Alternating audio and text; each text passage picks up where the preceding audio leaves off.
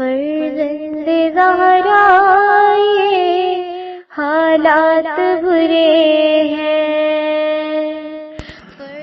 کاشانۂ بصیرت ایک ایسا مکمل یوٹیوب چینل جس پر محروم بصارت کے لیے بالخصوص اور تمام افراد کے لیے بالعموم سینکڑوں کی تعداد میں اسلامی کتب دستیاب ہیں۔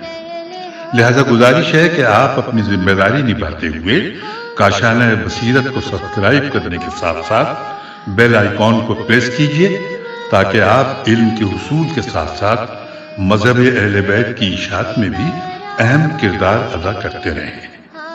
کاشانۂ بصیرت، کاشانۂ بصیرت، کاشانۂ بصیرت۔ فرزند زہرا یہ حالات برے ہیں۔ بسم اللہ الرحمن الرحیم۔ السلام علیکم۔ یہ کاشانۂ بصیرت یوٹیوب چینل ہے۔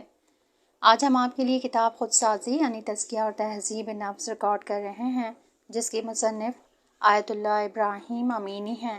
تو آئیے سنتے ہیں اس کتاب کا پارٹ نمبر 14 پیج نمبر 187 سے۔ قرب ایک اضافی امر ہے کہ انسان جتنی زیادہ محنت اور عمل کرے گا ایک اعلیٰ مقام اور اس سے اعلیٰ مقام تک پہنچتا جائے گا اور ذات اللہ کے فیوزات اور برکات سے زیادہ بہرہ مند ہوتا جائے گا۔ کمالات انسانی کی بنیاد ایمان ہے۔ Page number 188۔ نفس انسانی کے کمالات تک پہنچنے اور ذات الہی کے قرب کی طرف حرکت کرنے کی اساس اور بنیاد ایمان اور معرفت ہے۔ ایک کمال تک پہنچنے والی انسان کو اپنے مقصد اور حرکت کی غرض و غایت کو اپنے سامنے واضح رکھنا چاہیے اور اسے معلوم ہو کہ وہ کدھر اور کہاں جانا چاہتا ہے اور کس طریقے اور راستے سے وہ حرکت کرے، ورنہ وہ مقصد تک نہیں پہنچ سکے گا۔ اللہ تعالیٰ پر ایمان اس کی حرکت کی سمت کو بتلاتا ہے اور اس کے مقصد اور غرض کو واضح کرتا ہے۔ جو لوگ خدا پر ایمان نہ رکھتے ہوں گے وہ صراط مستقیم کے طے کرنے سے عاجز اور ناتواں ہوں گے۔ خداوند عالم قرآن میں فرماتا ہے کہ جو لوگ اللہ تعالیٰ اور قیامت پر ایمان نہیں رکھتے وہ سیدھے راستے سے منحرف ہیں۔ نیز اللہ تعالیٰ فرماتا ہے بلکہ وہ لوگ کہ جو آخرت کے عالم پر ایمان نہیں رکھتے وہ کمال کے عالم سے دور ہوا کرتے اور صرف مادیات اور اپنے نفس کی حیوانی خواہشات کے پورا کرنے میں لگے رہتے ہیں۔ اسی لیے اس کا مقصد اور غرض سوائے مادی جہان کے اور کچھ نہیں ہوتا۔ وہ کمال کے راستے پر ہی نہیں ہے تاکہ قرب الہی تک پہنچنے کا اس کے لیے کوئی امکان باقی ہو۔ اس کے حرکت کی سمت صرف دنیا ہے اور انسانیت کے صراط مستقیم کے مرتبے سے دور ہو چکا ہے۔ اگر کافر کوئی اچھا کام بھی کرے تو وہ اس کے نفس کے کامل ہونے اور قرب تک پہنچنے کا وسیلہ نہیں بن سکے گا، اس واسطے کہ اس نے اس کام کو خدا اور اس سے قرب حاصل کرنے کے لیے انجام نہیں دیا ہے، بلکہ اس کا مقصد دنیا کے لیے اسے انجام دینا تھا کہ جس کا نتیجہ اسے اسی دنیا میں مل جائے گا اور قیامت کے دن اس کے لیے کوئی اثر نہیں رکھتا ہوگا۔ خدا قرآن میں فرماتا ہے ان لوگوں کی مثال جو اپنے پروردگار کے کافر ہوئے ہیں، ان کے اعمال خاکستر اور راکھ کی طرح ہیں کہ جو ان میں سخت اندھیری کے خطرے سے دوچار ہوں اور ادھر ادھر بکھر جائیں، اور جسے انہوں نے کمایا ہے اس کی حفاظت کرنے پر قدرت نہیں رکھتے، یہی نجات کے راستے سے گمراہ اور دور ہیں۔ بہرحال اعمال کی بنیاد اور اساس ایمان ہے اور ایمان ہی عمل کو ارزش اور قیمت دیتا ہے۔ اگر مومن کی روح ایمان اور توحید سے مخلوط ہوئی تو وہ نورانی ہو جائے گی اور خدا کی طرف صعود اور رجوع کرے گی اور پھر نیک عمل بھی اس کی مدد کرے گا۔ قرآن مجید میں ہے جو شخص عزت کا طلبگار ہو تو اسے معلوم ہونا چاہیے کہ تمام عزت خدا کے پاس ہے۔ توحید کا اچھا کلمہ خدا کی طرف بلند ہوتا ہے اور نیک عمل اسے اوپر لے جاتا ہے۔ نیک عمل انسان کی روح کو بلندی پر لے جاتا ہے اور قرب الہی کے مقام تک پہنچا دیتا ہے اور پاک و پاکیزہ اور خوشنما زندگی اس کے لیے فراہم کرتا ہے، لیکن اس کی شرط یہ ہے کہ ایمان رکھتا ہو۔ بغیر ایمان کے روح تاریک اور ظلمانی ہے اور قرب الہی اور پاک و پاکیزہ زندگی کی لیاقت نہیں رکھتی۔ قرآن مجید میں ہے جو بھی نیک عمل انجام دے، خواہ مرد ہو یا عورت، ایسی حالت میں کہ ایمان رکھتا ہو، ہم اسے پاک و پاکیزہ زندگی کے لیے زندہ کریں گے۔ لہٰذا کمال حاصل کرنے والے انسان کو پہلے اپنے ایمان کو قوی کرنے کی کوشش کرنی چاہیے کہ جتنا اس کا ایمان قوی تر ہوگا اتنا ہی وہ قوی درجات کمال کو حاصل کر سکے گا۔ قرآن فرماتا ہے کہ خدا تم میں سے جو ایمان رکھتا ہو اسے بالا اور بلند لے جاتا ہے اور ان کو جو علم رکھتے ہوں بلند کرتا ہے۔ خدا اس سے کہ جو تم انجام دیتے ہو عالم اور آگاہ ہے۔ تکامل اور قرب حاصل کرنے کے اسباب، پیج نمبر 191۔ نفس کی تکمیل اور قرب خدا کئی ایک وسیلے اور ذریعے سے حاصل کیا جا سکتا ہے کہ ان میں مہم ترین کی طرف ہم اشارہ کریں گے۔ نمبر 1 ذکر خدا، نمبر 2 فضائل اور مکارم اخلاق کی تربیت، نمبر 3 نیک عمل، نمبر 4 جہاد اور شہادت، نمبر 5 احسان اور خدمت خلق خدا، نمبر 6 دعا، نمبر 7 روزہ، کہ ان تمام کو یہاں بیان کریں گے۔ پہلا وسیلہ ذکر خدا۔ ذکر کو نفس کی اندرونی اور باطنی قرب الہی کی طرف حرکت کرنے کا نقطہ آغاز جاننا چاہیے۔ قرب کی طرف حرکت کرنے والا انسان ذکر کے ذریعے مادی دنیا سے بالا تر ہو جاتا ہے اور آہستہ آہستہ عالم صفا اور نورانیت میں قدم رکھتا ہے اور کامل سے کامل تر ہوتا جاتا ہے، یہاں تک کہ اللہ تعالیٰ کی قرب کا مقام حاصل کر لیتا ہے۔ اللہ تعالیٰ کی یاد اور ذکر عبادات کی روح اور احکام کی تشریح کرنے کی بزرگ ترین غرض اور غایت ہے، اور ہر عبادت کی قدر و قیمت اللہ تعالیٰ کی طرف توجہ کرنے کی وجہ سے ہوا کرتی ہے۔ آیات اور احادیث میں اللہ کے ذکر اور یاد کی بہت زیادہ سفارش کی گئی ہے، جیسے قرآن مجید میں ہے کہ جو لوگ ایمان لے آئے ہیں وہ اللہ کے ذکر کو بہت زیادہ کرتے ہیں۔ نیز فرماتا ہے کہ عقل مند وہ انسان ہیں جو قیام اور قعود یعنی اٹھتے بیٹھتے سوتے جاگتے خدا کو یاد کرتے ہیں اور زمین اور آسمان کی خلقت میں فکر کرتے ہیں اور کہتے ہیں اے پروردگار اس عظیم خلقت کو تو نے بیہودہ اور بیکار پیدا نہیں کیا، تو پاک اور پاکیزہ ہے، ہمیں دوزخ کے عذاب سے محفوظ رکھنا۔ خداوند عالم فرماتا ہے کہ جس نے اپنے نفس کو پاک کیا اور اللہ تعالیٰ کو یاد کیا اور نماز پڑھی وہی نجات پا گیا۔ خدا فرماتا ہے اپنے پروردگار کا نام صبح اور شام لیا کرو۔ نیز فرمایا ہے کہ اپنے خالق کو زیادہ یاد کیا کر اور اس کی صبح اور شام تسبیح کیا کر، اور نیز فرمایا ہے کہ جب تم نے نماز پڑھ لی ہو تو خدا کو قیام اور قعود اور سونے کے وقت یاد کیا کر۔ امام جعفر صادق علیہ السلام نے فرمایا ہے کہ جو شخص اللہ تعالیٰ کا ذکر زیادہ کرے خدا اسے بہشت میں اپنے لیے لطف و کرم کے سائے میں قرار دے گا۔ امام جعفر صادق علیہ السلام نے فرمایا کہ جتنا ہو سکتا ہے خدا کو یاد کیا کرو دن اور رات کے ہر وقت میں، کیونکہ خداوند عالم نے تمہیں زیادہ یاد کرنے کا حکم دیا ہے۔ خدا اس مومن کو یاد کرتا ہے جو اسے یاد کرے، اور جان لو کہ کوئی مومن بندہ خدا کو یاد نہیں کرتا مگر خدا بھی اسے اچھائی میں یاد کرتا ہے۔ امام جعفر صادق علیہ السلام نے فرمایا کہ خداوند عالم نے حضرت موسیٰ علیہ السلام کو فرمایا کہ دن اور رات میں مجھے زیادہ یاد کیا کر، اور ذکر کرتے وقت خشوع اور خضوع کرنے والا، اور مصیبت کے وقت صبر کرنے والا، اور مجھے یاد کرنے کے وقت آرام اور سکون میں ہوا کر۔ میری عبادت کر اور میرا شریک قرار نہ دے، تم تمام کی برگشت اور لوٹنا میری طرف ہی ہوگا۔ اے موسیٰ مجھے اپنا ذخیرہ بنا اور نیک اعمال کے خزانے میرے سپرد کر۔ ایک اور جگہ امام جعفر صادق علیہ السلام نے فرمایا کہ ہر چیز کی کوئی نہ کوئی حد اور انتہا ہوتی ہے مگر خدا کے ذکر کے لیے کوئی حد اور انتہا نہیں ہے۔ خدا کی طرف سے جو واجبات ہیں ان کے بجا لانے کی حد ہے۔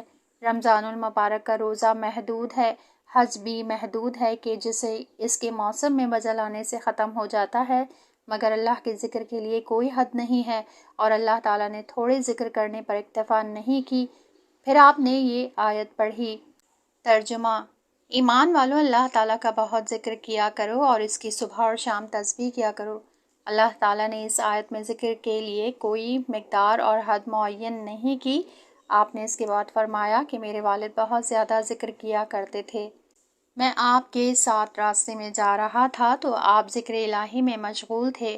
اگر آپ کے ساتھ کھانا کھاتا تھا تو آپ ذکر الہی کیا کرتے تھے، یہاں تک کہ اگر آپ لوگوں کے ساتھ بات کر رہے ہوتے تھے تو اللہ تعالیٰ کے ذکر سے غافل نہ ہوتے تھے، اور میں دیکھ رہا ہوتا تھا کہ آپ کی زبان مبارک آپ کے دھن مبارک کے اندر ہوتی تھی تو آپ لا الہ الا اللہ فرما رہے ہوتے تھے۔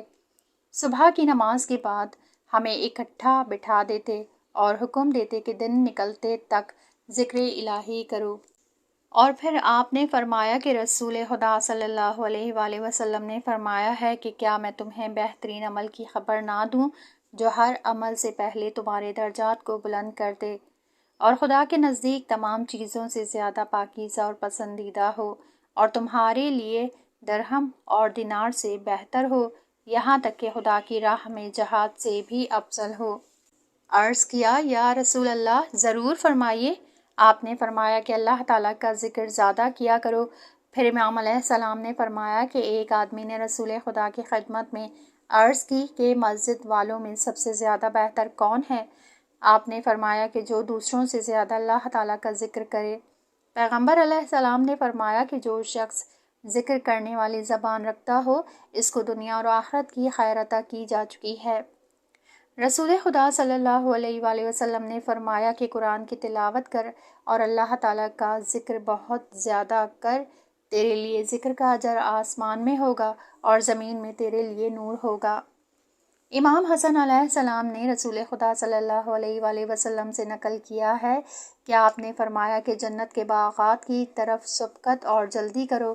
اصحاب نے عرض کیا کہ بہشت کے باغ کون سے ہیں؟ آپ نے فرمایا ذکر کے حلقے اور دائرے۔ امام جعفر صادق علیہ السلام نے فرمایا کہ جو غافل لوگوں میں اللہ تعالیٰ کی فکر کرنے والا ہو تو گویا وہ جہاد سے بھاگنے والوں کے درمیان مجاہد ہے، اور اس طرح کے مجاہد کے لیے بہشت واجب ہے۔ رسول خدا صلی اللہ علیہ وآلہ وسلم نے اپنے اصحاب سے فرمایا کہ بہشت کے باغوں سے استفادہ کرو۔ عرض کیا گیا یا رسول اللہ بہشت کے باغ کیا ہیں؟ آپ صلی اللہ علیہ وآلہ وسلم نے فرمایا کہ ذکر کی مجالس، صبح شام اللہ کا ذکر کرو۔ جو شخص چاہتا ہے کہ خدا کے ہاں اپنی قدر اور منزل معلوم کرے تو دیکھے کہ خدا کی قدر اور منزلت اس کے نزدیک کیا ہے، کیونکہ خدا اپنے بندے کو اس مقام تک پہنچاتا ہے کہ جس مقام کو بندے نے خدا کے لیے اختیار کر رکھا ہے، اور جان لو کہ تمہارے اعمال میں سے بہترین عمل خدا کے نزدیک اور اعمال میں پاکیزہ ترین عمل جو ہر ایک عمل سے بہتر ہو اور تمہارے درجات کو بلند کرے اور تمہارے لیے اس سے بہتر ہو کہ جس پر سورج چمکتا ہے، وہ اللہ تعالیٰ کا ذکر ہے۔ یہ آیات اور روایات کے جو بطور نمونہ ذکر ہوئی ہیں، ان سے ذکر الہی کی قدر اور قیمت کو آپ نے معلوم کر لیا ہے۔ اب یہ دیکھا جائے کہ ذکر خدا سے مراد کیا ہے۔ ذکر خدا سے مراد پیج نمبر 195۔ یہ معلوم ہو چکا ہے کہ اللہ تعالیٰ کا ذکر عبادت میں سے ایک بڑی عبادت ہے اور نفس کے پاک و پاکیزہ اور اس کی تکمیل اور سیر و سلوک علی اللہ کا بہترین وسیلہ ہے۔ اب دیکھیں کہ ذکر خدا سے جو آیات اور روایات میں وارد ہوا ہے کیا مراد ہے۔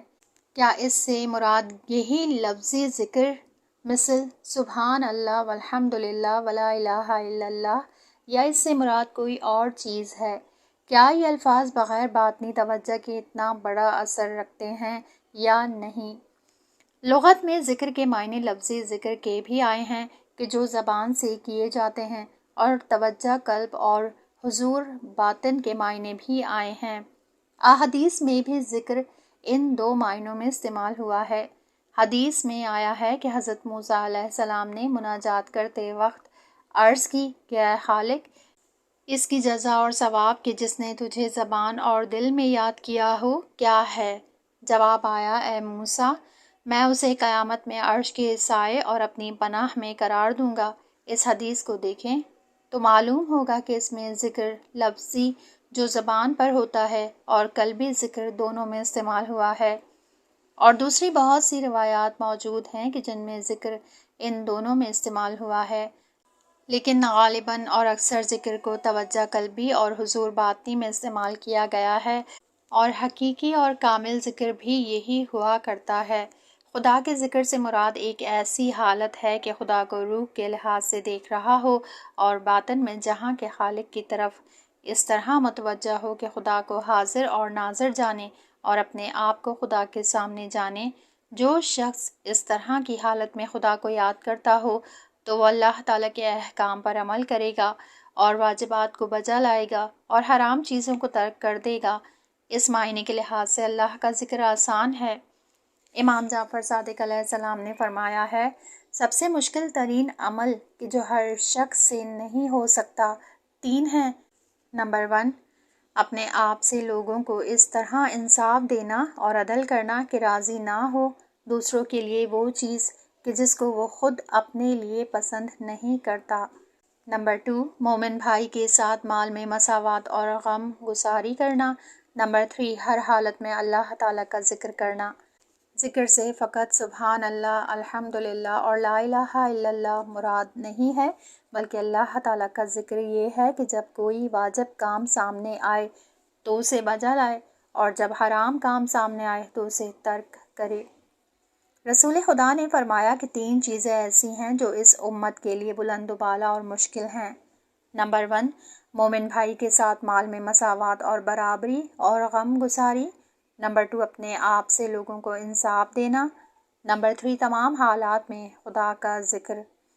یہاں ذکر سے مراد سبحان اللہ اور لا الہ الا اللہ نہیں ہے، بلکہ ذکر سے مراد انسان کا خدا کو اس طرح یاد کرنا ہے کہ جب کوئی حرام کام سامنے آئے تو خدا سے ڈرے اور اسے ترک کر دے۔ امیر المومنین علیہ السلام نے فرمایا کہ خدا کا سہو اور غفلت میں ذکر نہ کر اور اسے فراموش نہ کر۔ اللہ تعالیٰ کا کامل ذکر اس طرح کر کہ تیرا دل اور زبان ایک دوسرے کے ہمراہ ہوں، تیرا باطن اور ظاہر ایک دوسرے کے مطابق ہو۔ تو اللہ تعالیٰ کا حقیقی ذکر سوائے اس حالت کے نہیں کر سکتا مگر تب جب کہ تو ذکر کی حالت میں اپنے نفس کو فراموش کر دے اور بالآخر تو اپنے آپ کو نہ پائے۔ امام جعفر صادق علیہ السلام نے فرمایا ہے، جو شخص حقیقتاً اللہ تعالیٰ کی یاد میں ہوگا وہ اللہ کا مطیع اور فرما بردار ہوگا۔ جو شخص اللہ سے غافل ہوگا وہ اللہ کی معصیت اور نافرمانی کرے گا۔ اللہ تعالیٰ کی اطاعت ہدایت کی علامت ہے اور اللہ تعالیٰ کی نافرمانی گمراہی کی نشانی ہے۔ ذکر اور غفلت معصیت اور اطاعت کی بنیاد میں ہے، لہٰذا اپنے دل کو قبلہ قرار دے اور زبان کو سوائے دل کے حکم اور عقل اور رضا الہی کی موافقت کے حرکت نہ دے، کیونکہ اللہ تیرے باطن ظاہر سے آگاہ ہے۔ اس شخص کی طرح ہو کہ جس کی روح قبض ہو رہی ہو، یا اس شخص کی طرح جو اعمال کے حساب دینے میں اللہ تعالیٰ کے حضور کھڑا ہو۔ اپنے نفس کو سوائے الہی احکام کے جو تیرے لیے بہت اہم ہیں، یعنی اوامر اور نواہی الہی اور اس کے وعدے اور عہد کے علاوہ کسی میں مشغول نہ کر۔ حزن اور ملال کے پانی سے اپنے دل کو دھوئے اور پاک و پاکیزہ کرے۔ جبکہ خدا تجھے یاد کرتا ہے تو بھی خدا کو یاد کر، کیونکہ خدا نے تجھے اس حالت میں یاد کیا کہ وہ تجھ سے بے نیاز ہے، اسی لیے خدا کا تجھے یاد کرنا زیادہ ارزش اور قیمت رکھتا ہے اور زیادہ لذیذ اور کامل تر ہے اور تیرے یاد کرنے سے بہت پہلے ہے۔ تیری اللہ تعالیٰ کی معرفت اور اس کا ذکر تیرے لیے خضوع اور حیا اور اس کے سامنے تواضع کا موجب ہوگا، اور اس کا نتیجہ اس کے فضل اور کرم کا مشاہدہ ہے۔ اس حالت میں اگر تیری اطاعت زیادہ بھی ہوئی تو وہ اللہ تعالیٰ کی عطا کے مقابلے میں کم ہوگی، لہٰذا اپنے اعمال کو صرف خدا کے لیے بجا لا۔ اگر اپنے خدا کے ذکر کرنے کو بڑا سمجھے تو یہ ریا اور خود پسندی، جہالت اور لوگوں سے بد اخلاقی اپنی عبادت کو بڑا قرار دینے اور اللہ تعالیٰ کے فضل و کرم سے غفلت کا موجب ہوگا۔ اس طرح کا ذکر سوائے اللہ تعالیٰ سے دور ہونے کے اور کوئی ثمر اور نتیجہ نہیں دے گا، اور زمانے کے گزر جانے سے سوائے غم اور اندوہ کے کوئی اور اثر نہیں رکھے گا۔ اللہ تعالیٰ کا ذکر 2 قسم پر تقسیم ہو جاتا ہے، ایک خالص ذکر کہ جس میں دل بھی ہمراہی کر رہا ہو، دوسرا وہ ذکر جو غیر کی یاد کی نفی کر دیتا ہو، جیسے کہ رسول خدا صلی اللہ علیہ وآلہ وسلم نے فرمایا کہ میں مداح نہیں کر سکتا تو اس طرح ہے کہ جس طرح تو نے اپنی صفت خود بیان کی۔ رسول خدا نے اپنے ذکر کی کوئی وقت اور ارزش قرار نہیں دی، کیونکہ اس طرف متوجہ تھے کہ بندے کا خدا کے ذکر کرنے پر اللہ تعالیٰ کا بندے کا ذکر کرنا مقدم ہے۔ لہٰذا وہ لوگ جو رسول خدا صلی اللہ علیہ وآلہ وسلم سے کم تر ہیں، وہ اپنے اللہ کے ذکر کو ناچیز اور معمولی قرار دینے کے زیادہ سزاوار ہیں۔ لہٰذا جو شخص اللہ تعالیٰ کا ذکر کرنا چاہتا ہے، اسے معلوم ہونا چاہیے کہ جب تک اللہ اسے توفیق نہ دے اور خود خدا بندے کو یاد نہ کرے، وہ اللہ کے ذکر کرنے پر قدرت نہیں رکھ سکتا۔ جیسے کہ ملاحظہ کر رہے ہیں، ان روایات میں قلبی توجہ اور باطنی حضور کو ذکر کرنے کا مصداق بتلایا گیا ہے، نہ صرف قلبی خطور اور بے اثر ذہنی تصور کو، بلکہ باطنی حضور جو یہ اثر دکھلائے کہ جس کی علامتوں میں سے اوامر اور نواہی الہی کی اطاعت کو علامت قرار دیا گیا ہے۔ لیکن یہ اس امر کی دلیل نہیں ہے کہ لفظی اور زبانی ذکر و اذکارش لا الہ الا اللہ، سبحان اللہ والحمد للہ وغیرہ کے اللہ کے حقیقی ذکر کا مصداق نہیں ہیں، بلکہ خود یہ کلمات بھی اللہ تعالیٰ کے ذکر کا ایک مرتبہ اور درجہ ہیں، علاوہ اس کے کہ یہ اذکار بھی قلب اور دل سے پھوٹتے ہیں۔ جو شخص ان لفظی اذکار کو زبان پر جاری کرتا ہے، وہ بھی دل میں اگرچہ کم ہی کیوں نہ ہو خدا کی طرف توجہ رکھتا ہے، اس لیے کہ وہ خدا کی طرف توجہ رکھتا تھا، تبھی تو اس نے ان اذکار کو زبان پر جاری کیا ہے۔ اسلام کی نگاہ میں ان کلمات اور اذکار کا کہنا بھی مطلوب ہے اور ثواب رکھتا ہے، لیکن شرط یہ ہے کہ کثرت قربت سے ہوں، جیسے کہ ظاہری نماز انہی الفاظ اور حرکات کا نام ہے کہ جس کے بجا لانے کا ہمیں حکم دیا گیا ہے، اگرچہ نماز کی روح قلب کا حضور اور باطنی توجہ ہے۔ ذکر کے مراتب، پیج نمبر 198۔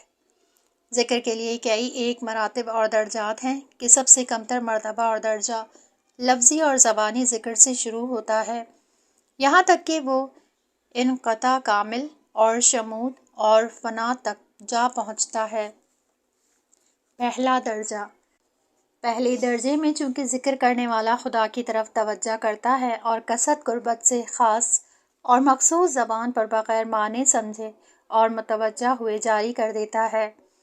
دوسرا درجہ کثرت قربت سے ذکر کرتا ہے اور ذکر کرنے کی حالت میں ان کے معنی کو بھی ذہن میں خطور دیتا ہے۔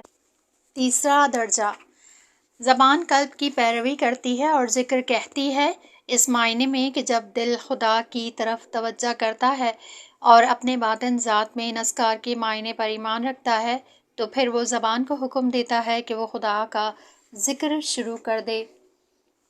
چوتھا درجہ، خدا کی طرف رجوع کرنے والا انسان خالق جہان کے بارے میں حضور قلبی اور توجہ کامل رکھتا ہے اور اسے حاضر اور ناظر اور اپنے آپ کو اس ذات کے سامنے حاضر دیکھتا ہے۔ خدا کی طرف رجوع کرنے والے انسان اس حالت میں درجات رکھتے ہیں اور مختلف ہوتے ہیں۔ بعض کامل تر ہیں، جتنی مقدار غیر خدا سے قطع تعلق کرے گا، اتنی ہی مقدار خدا سے مانوس اور اس سے علاق مند ہوگا، یہاں تک کہ انقلاع کامل اور لقا اور فنا کی حد تک پہنچ جائے گا۔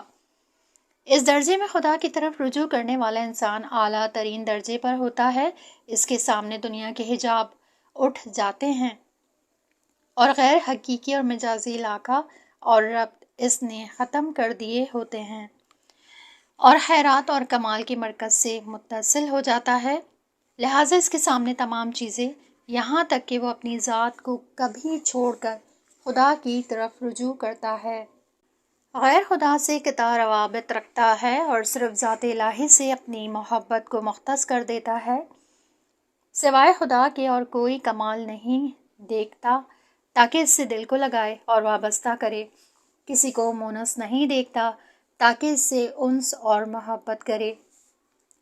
اس طرح کے خاص بندوں نے عظمت اور جلال و کمال اور خیر اور نور و ایمان کے سرچشمے کو پا لیا ہوتا ہے اور اپنی باطنی آنکھ سے جمال الہی کا مشاہدہ کر رہے ہوتے ہیں، یہاں تک کہ ایک لحظہ بھی وہ دنیا کی مجازی چیزوں کی طرف متوجہ نہیں ہوتے اور انہیں اپنا دل نہیں دیتے، چونکہ وہ کمالات کے منبع تک پہنچ چکے ہوتے ہیں۔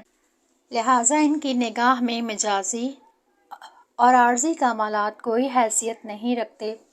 وہ اللہ تعالیٰ کے لقاء اور عشق اور محبت میں جلتے رہتے ہیں اور خدا سے انس اور محبت کی لذت کو دنیاوی چیزوں سے تبادلہ نہیں کرتے، اور اگر جہاں کی ظاہری چیزوں کو بھی دیکھتے ہیں تو اس میں بھی نور، جمال الہی اور وجود کامل کی نشانی اور علامت کا عکس مشاہدہ کرتے ہیں۔ امام حسین علیہ السلام فرماتے ہیں کہ کس طرح تیرے وجود کے ثابت کرنے کے لیے اس چیز سے استدلال کیا جائے کہ جو وہ خود تیری محتاج ہے، کیا تیرے غیر کے لیے ظہور ہے جو تیری ذات کے لیے موجود نہیں ہے تاکہ تو اس کے ظہور کے ذریعے ظاہر کیا جائے؟ کب تو دور تھا تاکہ آثار اور علائم تیرے تک پہنچنے کے اسباب بن سکیں؟ وہ آنکھ اندھی ہے جو تجھے اپنا مراقب اور مشاہدہ کرنے والا نہیں دیکھتی۔ کتنا نقصان میں ہے وہ بندہ کہ جسے تو نے اپنی محبت سے کچھ حصہ نہیں دیا۔ امیر المومنین علیہ السلام شعبانیہ مناجات میں فرماتے ہیں، اے خدا پوری طرح اپنے میں غرق اور کامل ہونے کو مجھے عطا کر اور میرے دل کی آنکھوں کو اپنے جمال کے نور کے مشاہدہ کرنے کا نور عطا فرما تاکہ میرے دل کی آنکھیں نور کے حجاب کو پار کر کے تیری عظمت تک پہنچ جائیں اور ہماری روحیں تیرے مقام قدس سے جاہو وصل ہوں۔ امام زین العابدین علیہ السلام اس طرح کے خاص بندوں کے حق میں یوں ارشاد فرماتے ہیں، خدایا تیری ثنا اور تعریف جو تیرے لائق اور سزاوار ہے، زبان سے بیان کرنے میں وہ تیرے بندے عاجز ہیں۔ تیری ذات کے جمال حقیقت تک پہنچنے سے وہ عاجز ہیں۔ تیرے جمال کے انوار کو دیکھنے کی آنکھیں قدرت نہیں رکھتی۔ تو نے اپنے بندوں کے لیے تیری معرفت کے مقام تک پہنچنے کے لیے سوائے عجز کے اظہار کے اور کچھ نہیں رکھا۔ خدایا ہمیں ان بندوں سے قرار دے کہ تیرے لقا کے شوق کا پودا جن کے دلوں میں بویا گیا ہے اور محبت کی آتش نے ان کے دلوں کو گھیر رکھا ہے، لہٰذا وہ عالی افکار کے آشیانہ میں اترتے ہیں اور مقام قرب و شہود الہی کے باغات سے نعمتیں حاصل کرتے ہیں اور محبت کے چشمے سے لطف و کرم کے جام پیتے ہیں، صفا اور محبت اور مودت کے چشمے میں وارد ہوتے ہیں۔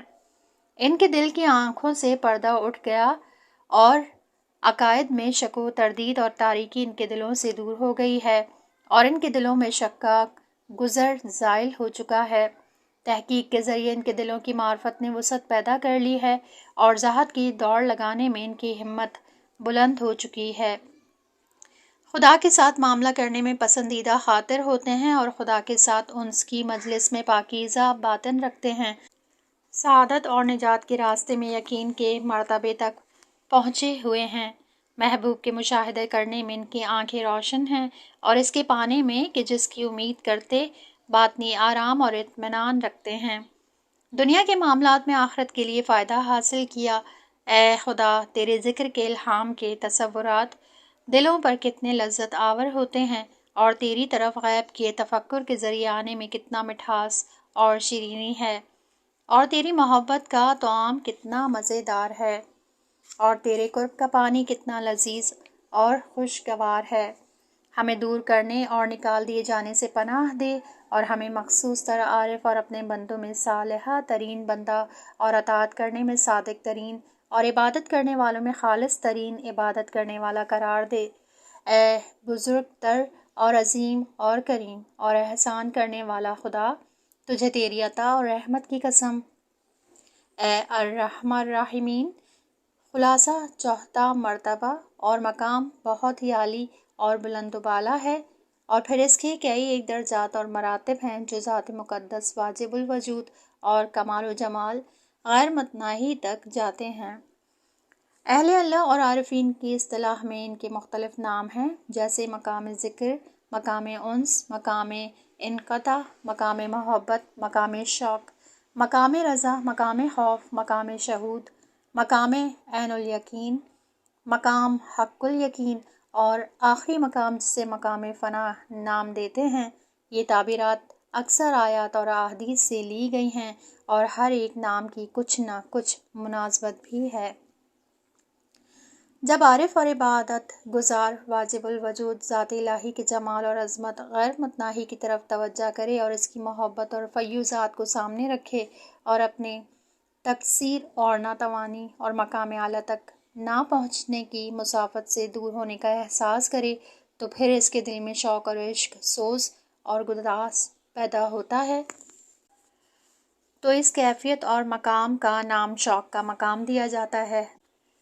جب کمالات کے درجات اور مقامات پر کوئی پہنچ جائے تو وہ انہی درجات اور معلومات سے انس کرنے لگتا ہے اور خوش اور شاد ہو جاتا ہے، تو اسی مناسبت سے اس درجے اور رتبے کو مقام انس سے تعبیر کرتے ہیں۔ اور جب عظمت اور کمال غیر متناہی ذات الہی کی طرف توجہ کرے اور اس عظمت کے مقام کے پانے میں اپنی کمزوری اور عجز اور قصور پر مطلع اور واقف ہو تو اس کا دل لرزتا اور دکھتا ہے، اس کے تمام وجود پر خوف اور ڈر چھا جاتا ہے، تو پھر وہ گریہ وزاری کرنے لگتا ہے، تو اسی مناسبت سے اس حالت کا نام مقام خوف رکھ دیا جاتا ہے۔ اسی طرح باقی تمام مقامات کسی نہ کسی انسان کی کیفیت اور حالت کی مناسبت سے رکھے جاتے ہیں۔ بہتر یہی ہے کہ یہ ناچیز بندہ جو یہ کتاب لکھ رہا ہے اور جو خواہشات نفس اور مادی تاریکیوں اور ظلمات کا قیدی مقامات معنوی کے حاصل کرنے سے محروم ہے، اس بجذب کرا میں وارد نہ ہو اور ان مقامات عالیہ کی شرح اور توضیح انہی لوگوں کے لیے چھوڑ دے جو اس کی قابلیت اور اہلیت رکھتے ہیں، کیونکہ جس نے محبت اور انس اور لقاء اللہ کا ذائقہ ہی نہ چکھا ہو وہ ان مقامات عالیہ کی توضیح اور تشریح سے عاجز اور ناتواں ہوگا۔ نیکوں کو دوست رکھتا ہوں اگرچہ انہی سے نہیں ہوں، خدایا ہمیں اپنے ذکر کی حلاوت عنایت فرما اور ہمیں حلاوت چکھنے والے افراد سے قرار دے۔ یہاں بہتر ہوگا کہ جو اس کے اہل تھے ان کی بات اور گفتگو کو نقل کیا جائے۔ عارف ربانی فیلسوف عالی ملا صدرا شیرازی لکھتے ہیں، اگر کسی بندے پر اللہ تعالیٰ کی رحمت کے سائے پڑ جائیں تو وہ خواب غفلت اور جہالت سے بیدار ہو جاتا ہے اور جان لیتا ہے کہ اس محسوس جہاں کے علاوہ بھی کوئی دوسرا جہاں ہے۔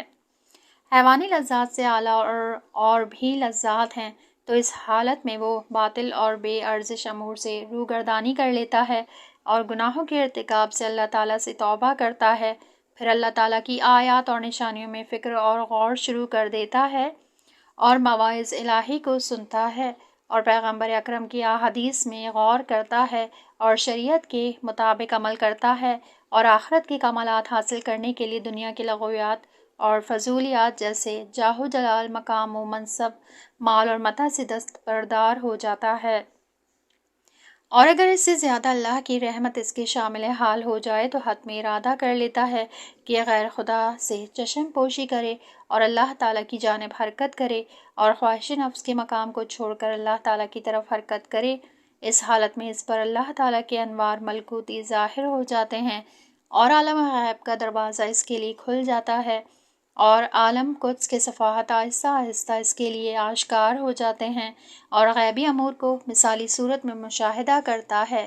جب وہ امور غیبی کے مشاہدے کی لذت کو چکھ لے تو پھر خلوت اور دائمی ذکر کرنے سے لاقمند ہو جاتا ہے، اس کا دل حسی مشاغل سے خالی ہو جاتا ہے اور تمام وجود کے ساتھ اللہ تعالیٰ کی طرف توجہ پیدا کر لیتا ہے۔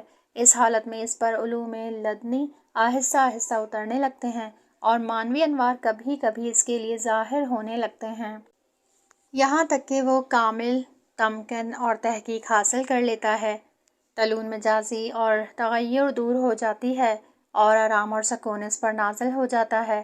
اس حالت میں وہ عالم جبروت میں وارد ہو جاتا ہے اور عقول مفارقہ کا مشاہدہ کرتا ہے اور ان کے انوار سے نورانی ہو جاتا ہے اور اس کے لیے قدرت اور سلطان الہی اور عظمت اور کبریا کا نور آشکار ہو جاتا ہے اور اس کی انانیت اور وجود کو متلاشی اور ہبہ منشوار کر دیتا ہے اور ذات احادیث کی عظمت اور قدرت کے سامنے ساکت ہو جاتا ہے۔ اس حالت اور مقام کو مقام احادیث کہا جاتا ہے اور اغیار سالک کے نگاہ میں مستحلق ہو جاتے ہیں۔ عارف ربانی ملا فیض کاشانی لکھتے ہیں کہ خدائی محبت اور اس کی تقویت اور رویت خدا اور اس کے لقاء کے لیے اسباب مہیا کرنے کا طریقہ معرفت اور اس کو تقویت دینا ہوا کرتا ہے۔ معرفت حاصل کرنے کا طریقہ قلب کو دنیاوی علائق اور مشاغل اور کامل طور پر انقطاع علی اللہ کا وسیلہ اور ذریعہ صرف ذکر اور فکر اور غیر خدا کی محبت کو دل سے نکالنا ہے، کیونکہ دل ایک برتن کی مانند ہے۔ اگر برتن پانی سے بھرا ہوا ہو تو پھر اس میں سرکہ ڈالنے کی گنجائش نہیں ہوتی۔ پانی کو برتن سے خالی کیا جائے تاکہ اس میں سرکہ ڈالا جا سکے۔ خداوند کریم نے کسی کے لیے دو دل پیدا نہیں کیے۔ کامل محبت یوں ہوگی کہ سارے دل میں خدا کو دوست رکھے۔ جب غیر خدا کی طرف توجہ رکھے گا تو دل کا کچھ حصہ غیر خدا میں مشغول ہوگا۔ پس انسان جتنا غیر خدا کے ساتھ مشغول رہے گا اتنی مقدار خدا کی محبت میں کمی واقع ہوگی، مگر غیر خدا کی طرف توجہ اس نیت سے ہو کہ وہ بھی خدا کی مخلوق اور خدا کا فعل ہے اور وہ اللہ تعالیٰ کے اسماء اور صفات کا مظہر ہے۔ خدا نے قرآن مجید میں اسی مطلب کی طرف اشارہ کیا ہے۔ یہ حالت شوق کے غلبے سے حاصل ہوتی ہے۔ بائیں معنی کہ انسان کوشش کرے کہ جو کچھ اس کے لیے آشکار ہوا ہے اس سے زیادہ آشکار ہو، اور اس کی طرف جو اسے ابھی تک حاصل نہیں ہوا ہے شوق پیدا کرے، کیونکہ شوق اس چیز سے متعلق ہوتا ہے کہ کوئی چیز کچھ آشکار ہو اور کچھ آشکار نہ ہو۔ ہمیشہ ان دو میں رہے گا کہ جس کی کوئی انتہا نہیں ہے، اس واسطے کہ جو درجات اور مراتب اسے حاصل ہوئے ہیں ان کی کوئی انتہا نہیں ہے۔ اسی طرح خدا کے کمالات اور جمال جو باقی ہیں ان کی زیادتی کا کوئی کنارہ نہیں، بلکہ وصال کے حاصل ہو جانے سے وہ لذت بخش شوق کا احساس کرتا ہے کہ جس میں کوئی الم اور درد نہیں ہوا کرتا۔ بس شوق کبھی بھی ختم نہیں ہوتا، بالخصوص جب بہت سے بالا درجات کو مشاہدہ کرتا ہے۔ یہاں اس کتاب کا یہ پارٹ ختم ہوا۔ اگلے حصے میں نیکسٹ پارٹ سنیں گے۔